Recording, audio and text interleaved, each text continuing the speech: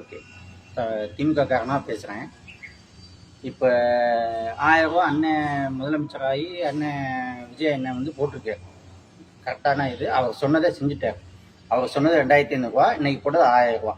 இதை வந்து என்னென்னா ஸ்டாலின் கோரிக்கை வச்சார். நான் கொடுத்ததை நான் போட்ட திட்டங்களை எதையும் நிறுத்தாமல் அதை செயல்படுத்தணும் அப்படின்ட்டு உடனடியாக செயல்படுத்தினார். கரெக்டான வாஸ்தவம்.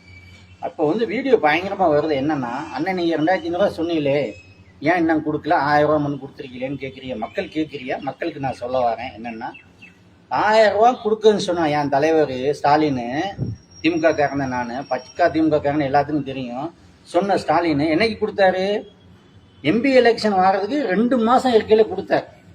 அப்போ வந்து அந்த மக்களுக்கு அறிவு இல்லையா? நீ சொன்னி 1000 ரூபா தரேன், ஏன்டா கொடுக்கலன்னு கேட்க துப்பு இல்லை. இன்னைக்கு கேட்குறா, ஒரு வாரம் தான் ஆச்சு ஆட்சியில் உட்காந்து, ஏன் 2500 ரூபா கொடுக்கலன்னு கேட்குற மக்களுக்காக நான் போடுறேன் இந்த வீடியோ. ஓகேங்களா? அன்னைக்கு ஏன் ஸ்டாலினை கேட்கல? 1000 ரூபா சொன்னிய ஏன் கொடுக்கலன்னு ஏன் கேட்கல அன்னைக்கு மக்கள்? இன்னைக்கு கேட்குற அறிவு சோத்துல உப்பு போட்டு தானே திங்கிறிய. 50 வருஷமா ஆட்சி ஆண்டான் அவன் வந்து உக்காந்துக்கிட்டு சொல்றான் 1000 ரூபா கொடுக்கறேன்னு, கிழிக்கிறேன்னு சொல்றான். அவனுக்கு ஓட்ட போடுறிய நீங்க, அவனை உட்கார வைக்கிறிய. அவன் 2 வருஷம் கழிச்சு கொடுக்குறான். எம்பி எலெக்ஷன் 2 மாசம் இருக்கையில கொடுக்குறான் 1000 ரூபாய். அதை நீ வாங்கிக்கிற. நல்லா சூடு சோனை இல்லாம சோத்துல உப்பு போட்டு தின்னியா என்னன்னு தெரியல.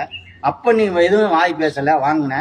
அன்னைக்கு வாங்கி 40க்கு 40 எம்பி எலெக்ஷனே வாங்கி எப்படின்னா, அன்னைக்கு 1000 ரூபாயும் கொடுத்தான், ஓட்டுக்கு 5000 ரூபாயும் கொடுத்தான் திமுக காரங்க. கொடுத்து எம்பி எலெக்ஷன் என்னாச்சு? ஒரு எம்பியோட அடுத்த எல்லாம் திமுக காரன் தான் வந்தான். எப்படி? பணத்தால வந்தாங்க, மக்களால வரல. இந்த இன்னைக்கு அடிச்சாங்களா மக்கள், முதலமைச்சர் ஓரம் கட்டினாங்கல்ல, அது மாதிரி அன்னைக்கு புத்திசாலியா இருந்துட்டாங்க. மக்கள் பணத்தையும் வாங்கிக்கிட்டாங்க. ஓட்டு யாருக்கு போட்டாங்க? நல்லவனுக்கு ஓட்டு போட்டாங்க. ஓகேங்களா? நல்லா பூஞ்சி செயல்படுங்க மக்களே. வீடியோ வந்து பயங்கரமா பேசுறீங்க, அதை வந்து தவிர்க்கணும். ஏன்னா நீங்க சொல்றது கரெக்டா இருக்கணும். நானா இருந்தாலும் யாரா இருந்தாலும் கரெக்டா பேசணும்.